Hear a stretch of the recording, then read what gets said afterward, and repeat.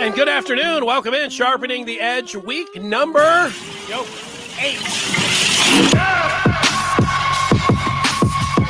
We're ready to go.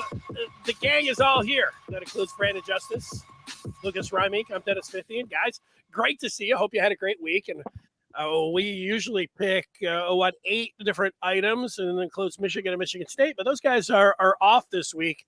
I unfortunately have to report that I was under 500, 3-5. I don't know if people cared that if I was really close in a bunch of games or not, but I was. But 3-5 on the week. How did you do, Justice? Went 9-1, I think. Wow. I'm looking. I'm going back to look at what I said in the show right now, and I'm trying to verify it before I say it. But yeah, I had Michigan -7, the over in Michigan State, Wisconsin, Auburn +15. First loss was Florida State +3.5, and then I had Oklahoma -9, Corum over 102.5, the Jets +7.5, Philly -6.5, the under Miami, Minnesota, and my best bet was Illinois. I went 9-1. Wow. Let's just retire. Back on it, baby. Let's go. How did you do? I've never been one to really look back at the past, and I'm more of a what can we do from this point forward sort of guy. But I was 2-6 if I have to verbalize it. That's all right. We'll give you the first shot to get out there and redeem yourself. And we all know that Michigan and Michigan State are on a bye, so we'll just push them to the side. We'll wait till next week, and that gets us to the Lions. We pick them every week. They were on the bye last week, so they'll be nice and fresh going down to Dallas. They're getting now 6.5. I see that the line has moved down a little bit. The Lions +6.5 down in Arlington against the Dallas Cowboys. The Cowboys, you should note, get Dak Prescott back. Lucas, what do you think? Yeah, I'm gonna ride the Lions here +6.5. I think Dak coming back, I could see him being a little rusty first game back. Lions are coming off a bye week, so they had a week to sort of refresh, recharge, reset. They probably have some fresh legs, hopefully. They have and then when you get into like the matchups, I think they have one of the few O-lines who might be capable of blocking Michael Parsons and the rest of that Cowboys pass rush. And Amon-Ra St. Brown back, and DeAndre Swift also looks like he's going to play. So I think Jared Goff will play a lot better when he has 2 of his best players back in the lineup. So I'll take the Lions +6.5, even though I don't really love it, but I will take it. I was going to say you sound convincing to the last point where you said you didn't really love it. What about you, Justice? You with them or against them? The signs point towards staying with him, and there's a lot of variables in this game that we can't really use data to track. Like we can't really account for Dak Prescott playing this game based on what the Cowboys have done up until this point. I don't think we can account for Ezekiel Elliott playing better than we thought he was going to play, and I think this plays a role into this game as well. I don't know how the Lions are going to cover, but signs point towards them covering. They're getting a lot of the money right now as opposed to the bets. The Lions moving in their direction as well. So 86% of the money is on the Lions compared to 50% of the bets. So you got to take the Lions, but it's one of those things where, again, like I'm not touching this from a personal perspective, but for the purpose of sharpening the edge in our show, I will take the Lions 6.5. And again, in the NFL, anytime you can get a team outside of that 3.5 mark, you're doing yourself some good. So, yeah, I'm with you guys for all the points that you've made. And really here, the Cowboys, when Dak, week 1, Cowboys didn't look all that good with Dak at the controls and him coming back. And it's not like, he had a sore left elbow or something. He had his screwed up throwing finger. So you don't just come back and hit the ground running or throwing in this case for Dak. I think, I don't think the Lions are going to win, but I'll take the 6.5 as well. All right, that gets us to 3 games that we like, whether it's college or pro. Let's stay with Lucas. Give us a trio of games, a bunch of winners here, Lucas. Where you going? Start us out. Sure. So I got 3 games, but the first one I got 2-for-1 special on, so I'm going to double up on it. I'm going to go the under 70.5 in UCLA, Oregon, and then I'm going to take UCLA plus the 6 points as well. And the reasons that I like the under is Oregon and UCLA are both really good at rushing. That's kind of like their identity on offense. So you're going to get a lot of clock moving. They're both top 15 in rushing offense, but they're also both top 15 in rushing defense. So you get two offenses that can run, two defenses that at least statistically can stop the run. That seems like less than 70 points here to me. I think the game plays out more like upper 20s, lower 30s, maybe gets up to like 34, 31, somewhere in that range. And then given that I think it's going to be sort of a like evenly matched teams thing that I just laid out, like both teams want to run the ball, both are good at running the ball, both can also stop the run. I think they're evenly matched teams. So I think this is going to be a close back and forth game. And I think it's really going to come down to like who wins is probably which quarterback plays cleaner with the football. Bo Nix and DTR have both had moments in their career where they have been where they have not taken care of the ball very well. So I don't know that I trust really either of them to cover a touchdown spread, even though Oregon is at home. I have it Oregon -2 on a neutral field with my numbers. So you factor in home field, it's like Oregon 4.5 for the Ducks.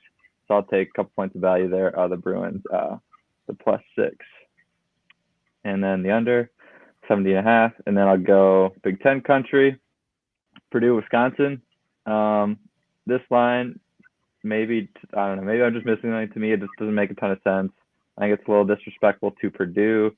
Wisconsin's defense isn't what it normally is, like Justice kind of laid out last week. They're really not that good against the pass, which is like one of their calling cards.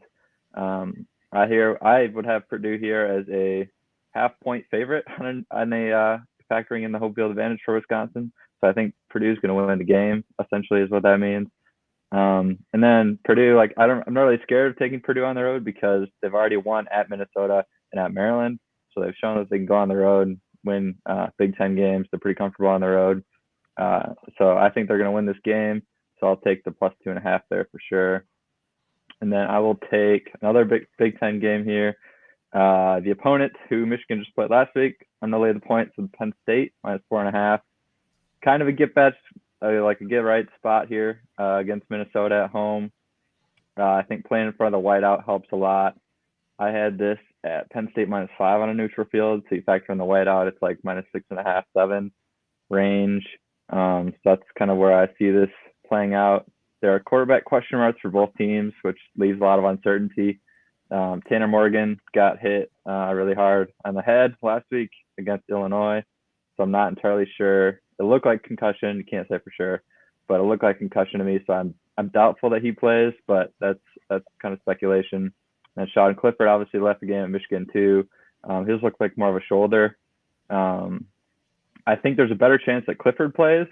And if it gets announced that Clifford plays and Tanner Morgan isn't, I see this game bouncing up to like 7 by kickoff. So I'm going to take the points here before it goes up. So I'll take Penn State -4.5. And that'll do it for me, college football picks. Nice picks. And remember, Beaver Stadium has 2 different tunnels. So the Penn State will be all right leaving and, coming back to the game. I don't have to worry about any shenanigans there. All right, I hope you're right. A little foreshadowing for my picks, but let's go up to Brandon Justice. Hopefully he's not going against you. Well, it's funny you say that. All right, we'll start with UCLA, Oregon. Guess how this one's going to go. Walking like a duck, quacking like a duck. All right.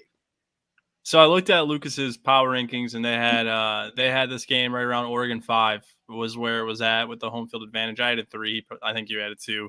So I had right around like 5.5 with your power rating. So that put the line out to like 6.5, meaning there was some value with UCLA. So I wanted to look into it a little bit more and see matchup wise where this one was at. And so there's been some reverse line movement going with Oregon. So despite a lot of the bets being on the Bruins, things have moved with Oregon from 6 to 6.5. If it hits 7, I think you buy it down. That's where I'm at with the whole Oregon side of it. But as far as why I'm going with the Ducks here, all right, Oregon's PFF grade in coverage is 35th in the country, and that is 16 spots better than the best defense UCLA's faced, which is Utah's, who was 51st. The big game that UCLA had was against Washington, and Washington's coverage grade is 97th. So I think this is the first real test for DTR. I think it's one of those things where you play at Autzen. It's a lot different than playing at other stadiums, especially mid-year when Oregon's, surging a bit here. So I will take the Duck side at 6.5 because you're getting it below 7, and I like that. So I'll go with the Ducks. Then we'll shift gears to Minnesota and Penn State. And S&P Plus, the computers just continue to love Minnesota. All right, and I thoroughly believe that last week when we saw Illinois, who I really liked against Minnesota, I think that was more of a scheme thing and more of a matchup thing for Illinois. And I think that their run fits and how they were going to control the clock and the fact they could really get in the trenches and play man ball with with Minnesota is what countered them so well. But really, I think it was schematically just what happened for Illinois in that game and how it matched up. I don't think Penn State matches up as well with Minnesota. And again, the computers continue to like Minnesota because S&P Plus has Minnesota 3.4 points better than Penn State. And again, I know it's at Penn State, so you give them some room there, but still that still puts some value in taking Minnesota, and 60% of the money is on Minnesota as well compared to 30% of bets. So I am siding with the Gophers despite the Tanner Morgan troubles. I know that he might not play, but Penn State and that offense, I think we all know it got put on tape last week and people kind of have an idea of how to defend it.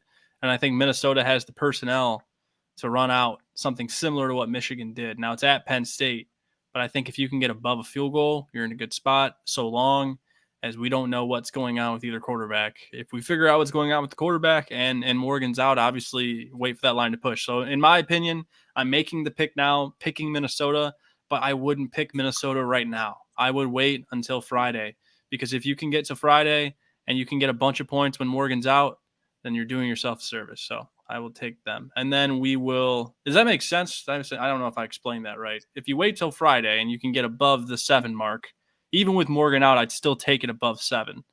But the only part where you lose me is today is Friday. What did I say? Friday? You got to remember, I haven't had Wi-Fi, and there's a bye week. I don't even know what month it is right now. I forgot that we're almost to November. To Baylor and Kansas, where I'll finish. S&P Plus has Baylor like 8 to 9 points better. Baylor's at home. Sharps are all over Baylor. 60% of the money is on Baylor. And I think Kansas is still in this gauntlet that they're in, where they're just playing competitive team after competitive team after competitive team. And they got ran through. They almost got ran through a couple of weeks ago. Last week didn't go well for them, as we know. I don't think it's going to go well for them again this week. I don't know how much better Baylor is than Kansas in general, but I think that we know Kansas was a darling in the early parts of the season, and they were covering when they shouldn't have. And I feel like we're kind of past that. I feel like they've showed us who they're going to be the rest of the year. It was a great story. It's going to continue to be good over the next couple of years to watch. But as far as this season and as far as right now, all signs point towards taking Baylor at that 10-point mark, because the computers see them as like a 13.5 to a 14-point favorite in this game. All very well reasoned and thought out. And when you're 9-1, who am I to say that you don't know what you're talking about? Zach Libby, our recruiting editor, he's coming in. How about a little bonus selection for you guys? He likes Vanderbilt on the money line or plus 14 and the over 49.5 for what's that? That's a wild one. That is a wild one. Putting a lot of money on Vanderbilt. You're not going to be able to watch that one. That's for sure. Here's my trio of games. I'm going to the UCLA-Oregon matchup as well. Chip Kelly, very motivated to go back up there where it all started for him in Eugene. The defense and that transfer portal has been pretty good for the Bruins. I think they can make enough plays there. I think they can hold Oregon down. I don't want the 6. I don't need the 6. I'll take the 6 and the UCLA plus 6 over Oregon. I like Purdue in those points as well. I think they're going to win this game outright. I don't need the 2.5. I'll take it, but I don't need it. And again, there's another game here that I think this is it's funny to say a rivalry game when you talk about Kansas State and TCU, but Kansas State's getting 3.5 going to TCU. I don't want those points either. I'll take the Wildcats straight up, but I'll take them. I don't need them, I should say, but I will take them. 3.5. So give me Kansas State, Purdue, and UCLA, which will get us and me right to the prop game. And for that, I have a 3-team college football road underdog parlay of the week. And if you're listening on the podcast, I'll read it off for you. I got UCLA on the money line going up to Oregon. I got Purdue on the money line going up to Wisconsin. And I've got Kansas State going down to TCU on the money line. Plus 1336.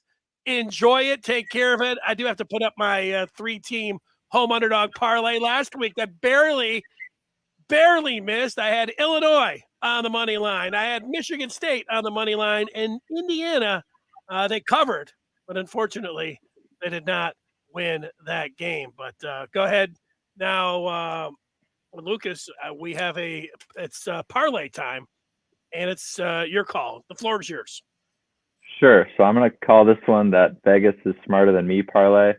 There are two lines when I was looking at the NFL games that I had no idea why the teams were favored and why the lines are what they are.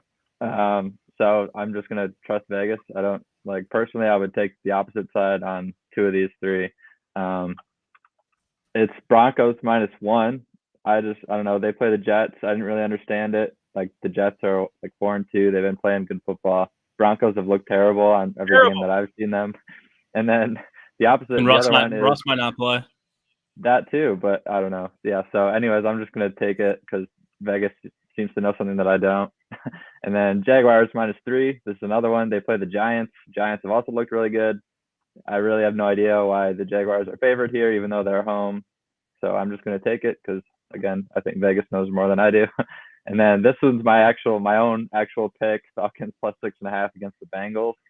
Because they're 6-0 against the spread so far this year. So I'm just gonna ride that until they stop hitting it. So that's the parlay there. Bengals the Falcons +6.5 against the Bengals. Broncos -1. Jags -3 is my parlay. All right, we see how your thought process in that parlay. Let's go up to Justice, who usually reveals how he's thinking as he's making his selection. So let's hear it. Usually sporadically. All right, I went to the NFL for my parlay. I also like the Jets this week and didn't understand the line and think that if Russ really isn't playing, that this will change before game day. But I've got the Jets on the money line. They're just +100. I got the Bengals -275. I just think they have a clear mismatch and a motivation type of role against the Falcons. And then I have the Raiders -300. And it escapes me why I can't think of who the Raiders are playing right now. But again, the Raiders are on a roll. I think they've really figured out their offense. We saw how explosive it was against KC. I just think that they've kind of hit their groove, not so much defensively at all, but that's not my problem. So I am on them. That's +261. I cannot, for the life of me, find out who the Raiders are playing. Texans. So that's obviously why I picked them. I knew they were playing a bad team, and I knew they were on a roll. So I think this is a low-risk, high-reward parlay because you're taking one money line in the Jets, and then the Bengals and the Raiders should take care of business for you, and that puts you at +261. So you're still 2.5 times in your money here. So it's more than worth it to throw one in there. And this isn't really like a sprinkle. It's more of like maybe you throw a unit on this one and have some fun with it at +261. So that's my parlay. I got a prop. Are we going to props after this? Oh, you got your parlay. Go ahead. What am I thinking? You got your parlay. No, I gave my parlay. I put it up on the screen. My prop is Tony Pollard over 33.5 rushing yards because he is a boomer bust running back who can get that in one run for you, and he's playing against the Lions, who are the worst rushing defense, probably the worst defense in general in the NFL. And while I think the Lions will make this game close defensively, I think it's going to be a nightmare. And I think Pollard is a sure candidate to get you over that 34.5 that it's at. Sorry, I said 33.5, the 34.5 that it's at. In one run. I mean, that's honestly how I see this happening. The Lions are just suspect to allowing elusive backs like him. Like Ezekiel Elliott's yardage mark was the first one I looked at, but that's up and over 64, 65.5. And I'm not really willing to touch that because we saw an Ezekiel Elliott type back in Antonio Gibson, who isn't as good as him talent-wise, but they run similarly. And he didn't do much against the Lions in week 2, I think it was. The rest of the backs who have really been effective against the Lions have been the more elusive backs like the Miles Sanders and the like. So I think Tony Pollard kind of fits that role, and he'll find some stuff in the gaps, and he's able to explode through because the Lions just can't seem to tackle guys like him. So I will take Tony Pollard over 33.5. And I was trying to figure out, if people don't know, but you guys know, pre-show I was I was going through it with the Wi-Fi situation. Didn't get to figure out my prop bet. So I missed your parlay, Dennis. I'm sorry, because I was trying to figure out my prop bet. Okay, I'll jump in right with you because it's in the same game as Just you. close your eyes during my picks. It'll pay back. I'm going the Jared Goff. I think the Lions will do a pretty good job, but I also think he's going to be under duress, and the Lions are going to be trailing most of the game. And you get a pretty good value if he just throws one interception. I'm going over a half of interception for Jared Goff, looking for that dub. And I think, he throws one pick, I cash. So over a half of pick for Jared Goff. That's my prop. What about you, Lucas? Sure. So like Justice, I also have a backup running back going over his rushing total, but this one's in college. I'm going to take Roschon Johnson for Texas over 40.5 rushing yards. It's a little bit out there, I know, but trust me, I have some reasons. So this game, there are approximately 20 to 30 mile per hour crosswinds, Texas and Oklahoma State. So it's going to make it hard to throw the football. I think Texas is going to want to lead on the ground game a little bit more than normal. And while Bijan Robinson is obviously their star tailback there, his over-under is 112. So that, I don't know, it just felt too high to me. And Roschon's a good running back in his own right. In every game this year, he's gotten over 9 carries. He averages 5 yards a rush, or like 5.7 yards per carry. So if he does that on his usual 9 carries, he'll go over here pretty easily. And so you factor in the whole game script featuring a heavier run percentage for Texas than normal. I don't see him having a problem getting over his 40.5 listed there. Sound reasoning to me. Let's go right back to you as we'll finish it up with a lock of the week. Lucus Reimink on the selection. Sure. So I'm with Dennis as well on Kansas State plus 3.5 against TCU. Had a lot of the same logic. TCU is coming off 3 straight games. They've played Oklahoma, Kansas, Oklahoma State. They've won all 3. But they haven't, I don't know. They've been a little bit exposed, I would say. Not like they've won every game, so you can't really say they've been exposed yet. But they've started to look worn down last week when they were playing Oklahoma State to me. Kansas State just had their bye week, so they're coming off a bye. They're going to be fresh. They're going to be rested. And, stylistically, Kansas State really likes to run the football with Keyshawn Vaughn, Adrian Martinez. So I think they'll be able to keep the potent TCU offense off the field. And they also play good defense. They're 14th in the country in scoring defense, which is the best defense that TCU has seen all year. So I think they cover the 3.5 here fairly easily, and I think they might even win the game outright, just like Dennis said. So there you go.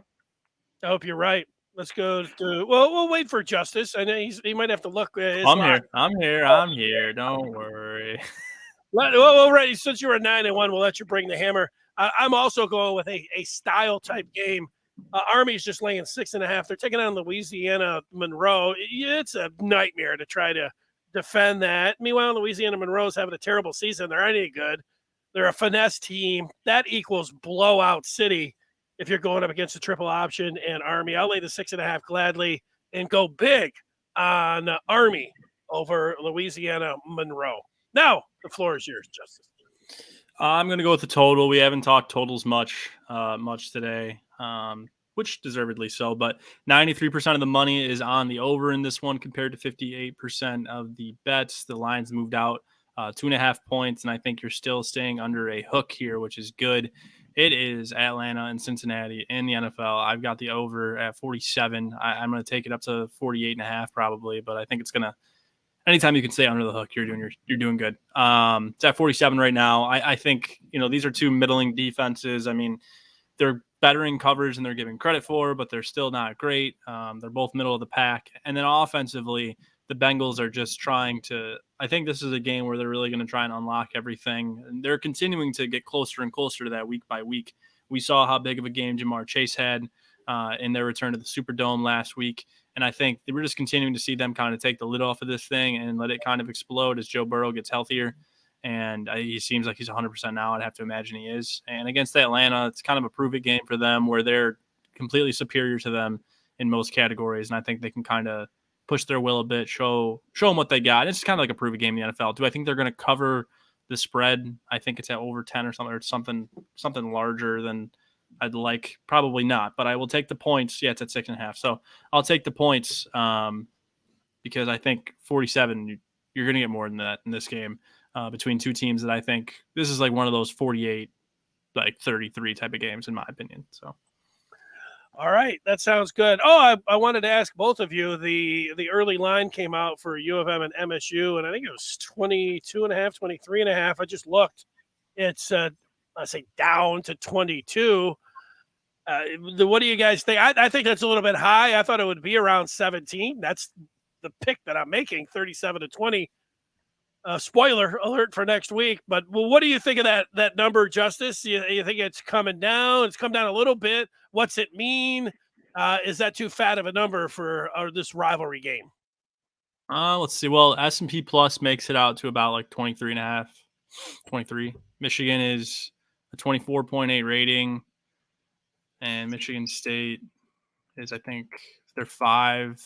You add on 3 for home. 22, 23.5, somewhere around there. Yeah, I mean, that makes sense. I think that's where it should be. But I mean, it's going to be dictated by how bets go, right? I mean, that's what the projections are making it out to be. And there's no data from now to then. It's going to change the data they already have because neither team is playing. So you're probably going to see it stick there projection wise. Now it's just up to bettors where it goes. So it's unique because it might see early action now, whereas most lines like that have early action that matters on like a Monday or a Tuesday. But with both teams not off this week, this is essentially the opening. This is how they project it to look, and it matches up with computers, matches up with projections. So I don't have any problem with where they set it, but I haven't been able to look close enough at that game to determine if I think it's too big or too small. But the computers agree. So you've got some time, Lucas. You've got some time as well. You like the big number? Are you ready to throw down on it right now? No, not really. I had kind of the same thoughts. My power ratings, I had it at 19 on a neutral field. So you take that, it's like 21.5, 22, factoring the home field advantage there for Michigan. So I guess if I don't know, like early look, I'd say like lean Michigan State, but it's too early to touch it for me. Heck, I'd take a 15-point win right now. So that's me. All right, guys. Good luck week 8. Are you guys doing anything exciting for the bye week? Justice? I'm laying in my bed. I'm enjoying the bye week, sir, like an old man. Yeah, it's really exciting. It's going to be beautiful. It's so beautiful outside right now. You got to get out. Lucas, come on, tell us. I was talking to Davis Mosley, who's part of the Amazing Blue Review staff, and I said, "Come on, man, what are you doing for the bye week?" And he came up with a combination word I never heard. He said it's going to be darty. And I said, "What's darty?" Yeah. Day drinking and a party. You put it together. It's a darty. You're going to be doing some dartying tomorrow. What's your plan for the bye? No, I'll probably save that up for next weekend, Halloween in Michigan State. That's kind of circled on my calendar. Interesting weekend there. Okay. Well, I'm going. It's going to be a darty tomorrow, and then Sparty on Saturday night. So that's how it's going to work for me. All right, guys, enjoy it, and good luck week 8. Sharpening the edge week 8 for the guys.